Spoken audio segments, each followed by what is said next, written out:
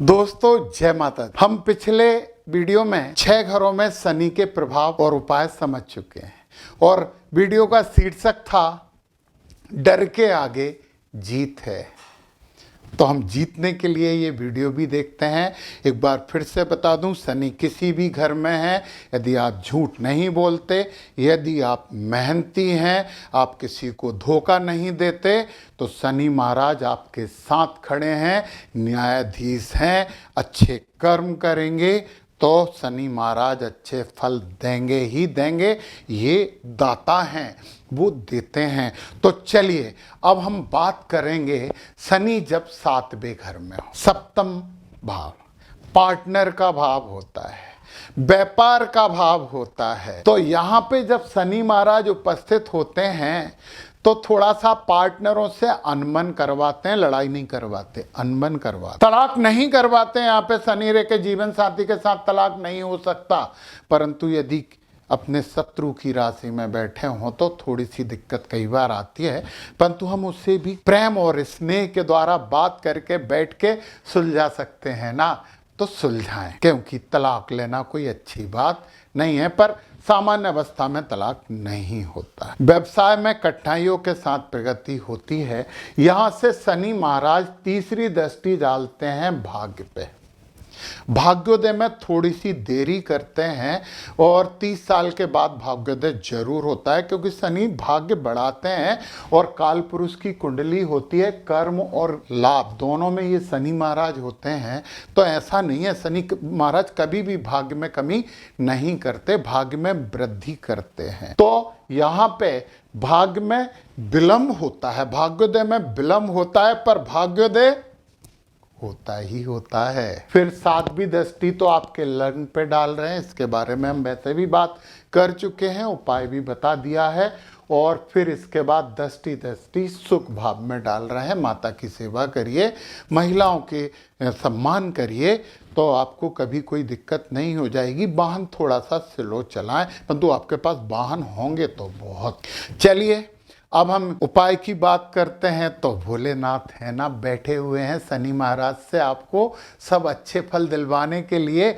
और वो ओम नमः शिवाय पंचाक्षर मंत्र, महामंत्र होता है, ये जप करें और शिवलिंग पर नियमित रूप से जल चढ़ा सकते हैं तो चढ़ाएं, नहीं तो कम से कम सोमवार और शनिवार को तो जल जरूर चढ़ाएं।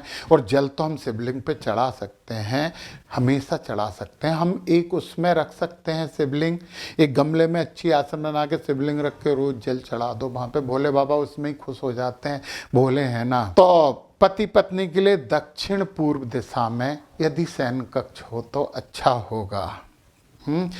आपस में एक दूसरे पे विश्वास करें, अविश्वास बिल्कुल नहीं करें, क्योंकि यहाँ शनि थोड़ा अविश्वास उत्पन्न करवा देते हैं। तो विश्वास करें, प्रेम से रहें और घर के वातावरण को प्रेम में बनाएं, सबसे खुश होकर बात करें। तो यहाँ के शनि आपको शुभता देंगे, आपको प्रसन्नता देंगे, और तो और आपके पार्टनर से मधुर संबंध भी बनवा देंगे। चलिए दोस्तों अब हम बात करते हैं जब शनि महाराज 8वें घर में उपस्थित हों। इस लिखे से आप ज़्यादा प्रभावित मत होना। शनि महाराज 8वें घर में अच्छे फल प्रदान करने वाले होते हैं। ये उपचय भाव होते हैं और उपचय भाव में क्रूर ग्रह हमेशा अच्छे प्रभाव देते हैं। हाँ, फिर वही बात कि एक सामान्य सी चीज है कि डिले करेंगे, थोड़ा सा डिले करेंगे, आत्मज्ञान प्राप्त करेगा व्यक्ति, परंतु संघर्षों से, मेहनत से। आंतरिक शांति के लिए योग जरूर करना यदि आपके शनि 8वें घर में है।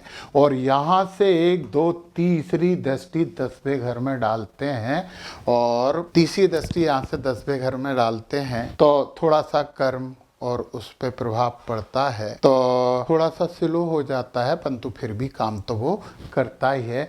इसके बाद यहाँ से 7वीं दृष्टि पराक्रम भाव धन भाव में, 7वीं दृष्टि वाणी और धन भाव में है। तो कोशिश करिए कि कटु नहीं बोलें, अच्छा बोलें। और जो 10वीं दृष्टि होती है, ये 7 8 9 10 शिक्षा वाले घर में वृद्धि डालते हैं, रुकावट के साथ शिक्षा देते हैं। अब आपको इन दृष्टियों से और इस प्रभाव से बचने के लिए ओम नमो भगवते रुद्राय, ये बहुत बेशकीमती मंत्र है। ओम नमो भगवते रुद्राय का आप जाप करें। और यदि आप पूजन पाठ तंत्र मंत्र कुछ भी करते हैं, पहले पूरी जानकारी लेके उसे करें। वास्तु उपाय में घर के भीतर गंदी चीजें शनि महाराज को बिल्कुल भी पसंद नहीं है। और एक और बात, घर में कम से कम एक कमरा जहाँ पर योगा, ध्यान और अध्यात्म की बातें हों, अच्छी अच्छी दीवारों पर देवी देवताओं की फोटो लगी हों, हवा भी उस कमरे में पर्याप्त आ रही हो, वो स्थान जरूर बनाएं।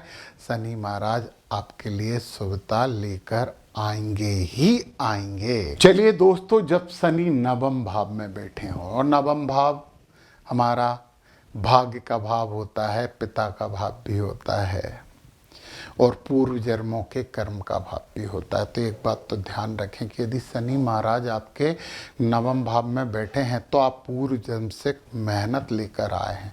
आपको खूब मेहनत करनी पड़ेगी, आप मेहनती होंगे। आपको उच्च विचार, आध्यात्मिकता और गुरु से संबंधित कार्यों में आपको थोड़ी दृढ़ता लानी होगी, थोड़ा अनुशासन लाना पड़ेगा, और गुरु का सम्मान करें, गुरु का उपाय करें। यहाँ से शनि महाराज की तीसरी दृष्टि लाभ और ज्ञान में होती है, और लाभ और ज्ञान में थोड़ी सी कमी ये करते हैं, परंतु उसके लिए हम मित्रों से अच्छे संबंध रखें। और यहाँ के तो कारक भाव है शनि महाराज का, तो ज्ञान तो देंगे ही देंगे, कोई रोक ही नहीं सकता, जरूर देंगे। झूठ मत बोलना, किसी को धोखा मत देना, और आलसीपन तो कतई मत करना। फिर शनि महाराज की 7वीं दृष्टि यहाँ पे हो जाती है पराक्रम भाव में, तो ये कोई ज्यादा प्रभाव नहीं डालती। 8, 9, 10, 10वीं दृष्टि है, ये शत्रुनाशी दृष्टि होती है। शत्रु होते हैं, ये बुरी बात है, परंतु शत्रुओं का नाश होता है, ये अच्छी बात है। तो कौन सी बात रखोगे, बुरी बात रखोगे कि अच्छी बात याद रखोगे? आपको अच्छी बात याद रखनी चाहिए, और एक अच्छा गुरु बनाए। आप विभिन्न विभिन्न अवसरों पर गुरु को कुछ ना कुछ भेंट दें, उनकी सेवा करें, तो देखिए यहाँ का शनि आपको साम्राज्य भी दिलवा सकता है। ईशान कोण में मंदिर बनवाने की कोशिश करें। यदि मंदिर नहीं हो तो वहाँ जल कलश रख के पूजन कर सकते हैं, और जल कलश भी नहीं रख सकते, आपके बाहर है तो तुलसी का पौधा वहाँ पे लगा के आप करिए। देखिए आपको बहुत अच्छा सब कुछ मिलने वाला है। शनि महाराज तो दाता हैं, तो देंगे ही देंगे। तो आइए दोस्तों, अब हम बात करते हैं शनि कर्म भाव में। बहुत अच्छे होते हैं, कर्म के स्वामी हैं, और कर्म भाव में हैं तो बहुत अच्छे कठोरता से काम करते हैं, कठोर अनुशासन वाले लोग होते हैं, मेहनती होते हैं। बस कई बार लोग फायदा ये उठा लेते हैं कि यार ये तो बहुत अच्छा काम करता, तो उन्हें लगता है कि हमारे लिए मजदूर आ गया। तो ये थोड़ी सी समस्या होती है, परंतु खूब मेहनत करते हैं, और खुद से अंदर से भी प्रेरणा मिलती है कि मेहनत करें। और यहाँ से शनि महाराज की तीसरी दृष्टि 12वें वैभाव में होती है, इसकी बात हम कर चुके हैं। 7वीं दृष्टि और 10वीं दृष्टि भी यहाँ घर में होती है।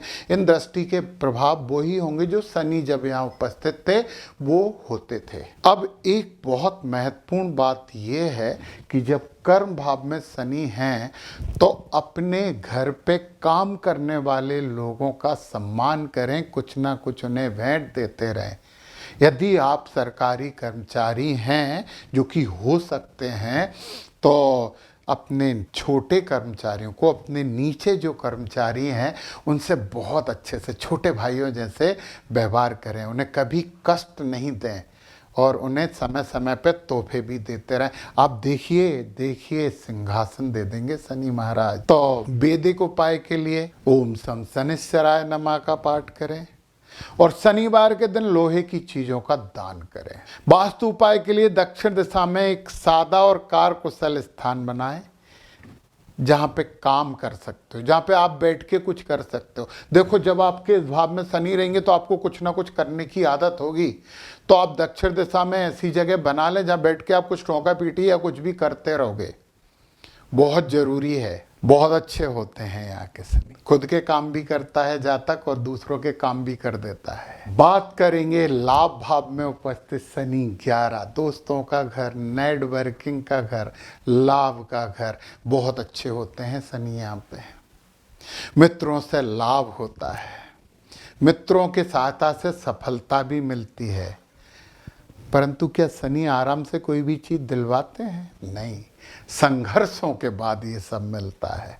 तो संघर्ष ही तो जीवन है, संघर्ष करिए और जो चाहिए वो प्राप्त कर लिए। जब शनि यहाँ पे बैठे हुए हैं और यहाँ से तीसरी दृष्टि लग्न पे डालते हैं, लग्न पे जो भी दृष्टि उनका प्रभाव हम पढ़ चुके हैं, थोड़ा सा कठोर बोलने वाला ये बना देते हैं, कई बार नकारात्मक विचार भी आ जाते हैं। तो योग और अध्यात्म का सहारा लीजिए ना। और फिर इसके बाद 7वीं दृष्टि यहाँ पे बुद्धि की दृष्टि होती है। शिक्षा में थोड़ी रुकावट परंतु ज्ञान, थोड़ी रुकावट के बाद बहुत अच्छी शिक्षा प्राप्त होती है। तो फिर इसके बाद 10वीं दृष्टि, तो 7 के बाद 8, 9, 10 अष्टम भाव में विदेश यात्रा और धन संपत्ति भी यहाँ के शनि दिलवाते हैं। अभी तक आपको लगा कहीं शनि? हाँ लगा, परंतु उपाय हैं। और फिर एक बात बता दें कि जो यूनिवर्सल रेमेडीज हैं, सबसे पहले जितने भी छोटे लोग हैं उनका अपमान नहीं करें।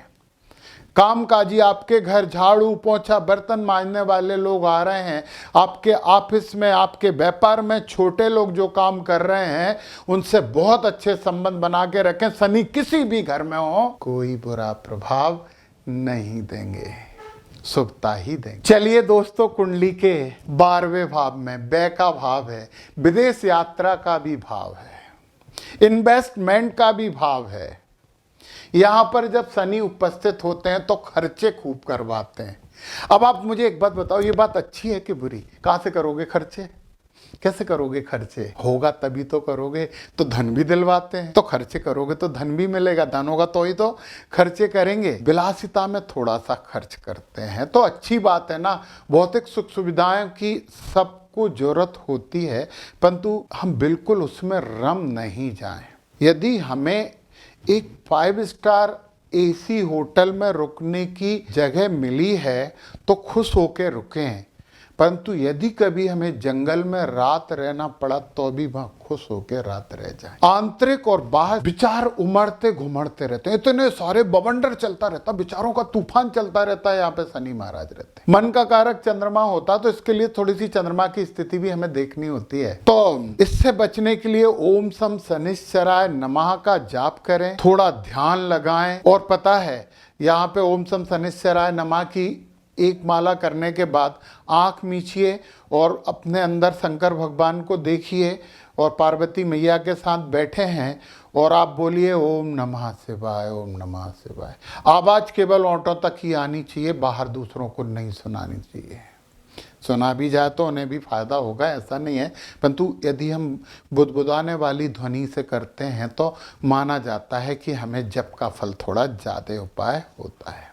दक्षिण पश्चिम दिशा को व्यवस्थित बनाइए। यहाँ पर कोई भी टूटी फूटी फालतू अनुपयोगी चीज नहीं होनी चाहिए। और फिर हमने यहाँ पे दृष्टियों की बात तो की नहीं, तीसरी दृष्टि धन भाव की है। अच्छा, धन भाव की दृष्टि के लिए हमें यदि धन प्राप्ति के लिए कोई काम करना है तो गणेश जी की पूजन भी, यदि शनि यहाँ पे 12वें भाव में है, ओम गम गणपते नमः का भी जब करेंगे तो आपको बहुत फायदा होगा। 7वीं दृष्टि तो ठीक है, इस भाव में है तो वो बात हम कर ही चुके हैं। फिर इसके बाद 10वीं दृष्टि भाग्य में है, तो भाग्योदय तो होगा ही। 10वीं दृष्टि हो चाहे कोई सी दृष्टि हो, भाग्योदय जरूर होगा और थोड़ा देर से होगा। तो दोस्तों, डर के आगे जीत है। डरना चाहिए झूठ बोलने से, डरना चाहिए किसी को धोखा देने से, डरना चाहिए आलसीपन से।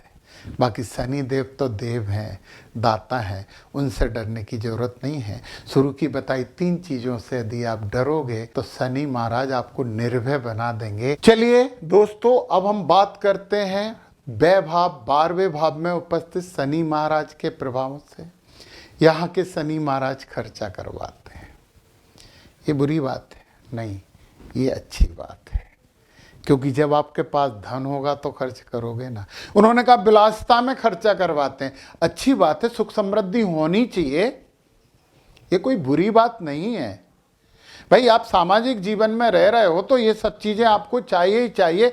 बिल्कुल हम ये नहीं कहते कि आप योगी बन जाएं, आध्यात्मिक बन जाएं, निरपेक्ष भाव रखें, निरपेक्ष भाव के लिए तो फिर हमें वन में जाके रहना चाहिए, जंगलों में रहना चाहिए, ईश्वर को अंदर तलाश करना चाहिए। तो यहाँ पे खर्चे यदि करवाते हैं तो अच्छी बात है, क्योंकि आपके पास पैसा होगा तभी तो व्यक्ति खर्चा करेगा। विचार मन में बहुत उमड़ते घुमड़ते रहते हैं, विचारों का तूफान चलता रहता है, बवंडर चलता रहता है, तो फिर आप ध्यान करिए ना, योग करिए। ईश्वर ने हमें ये विदा बख्शी है, हम ध्यान और योग करके इस चीज से बहुत अच्छे से बच सकते हैं। परंतु आपको मेहनत करने के लिए आपका मन ही प्रेरित करता है। ये बहुत पॉजिटिव साइन है इस हाउस के सैटर्न के।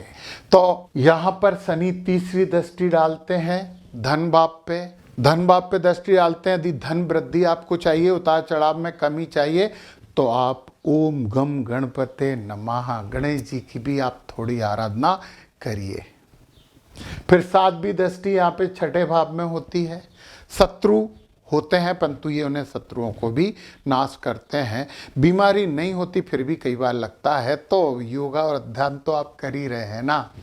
फिर इसके बाद ये वाली दृष्टि 10वीं दृष्टि होती है। या भाग्य में थोड़ा सी देर से उन्नति करवाते हैं, भाग्य देख के थोड़ा सा देर से होता है पर होता जरूर है। तो यहाँ पे ओम सम शनिश्चराय नमः का जप करें। और एक और बात, एक माला ओम सम शनिश्चराय नमः की करें कम से कम शनिवार के दिन तो जरूर। और एक माला ओम नमः शिवाय आंख मीचे बुदबुदाते हुए शंकर भगवान को मन में देखते हुए ओम नमः शिवाय, ओम नमः शिवाय, ओम नमः शिवाय, ओम नमः शिवाय। एक बात ध्यान रखें, ओम नमः शिवाय नहीं बोलें, ओम नमः शिवाय बोलें। और इस मंत्र का जप करें, बड़ा शांति मिलेगी। उमड़ते घुमड़ते विचारों में आपके थोड़ी सी मंदी आएगी। तो दक्षिण पश्चिम दिशा में कोई भी नकारात्मक चीज नहीं रखें, अनुपयोगी चीज नहीं रखें, जो चीजें काम की हैं वो ही रखें और वहां पे नकारात्मक ऊर्जा को नहीं होने दें। तो दोस्तों, है ना डर के आगे जीत। तो आपको डरना चाहिए किससे? झूठ बोलने से। आपको डरना चाहिए किसी को धोखा देने से। आपको डरना चाहिए आलसीपन से। जब आप इनसे डरेंगे तो शनि महाराज तो आप पे बहुत प्रसन्न हो जाएंगे, आपके मित्र हो जाएंगे। तो वो डर और ये शनि महाराज जीत। तो डर के आगे जीत है। जय माता दी।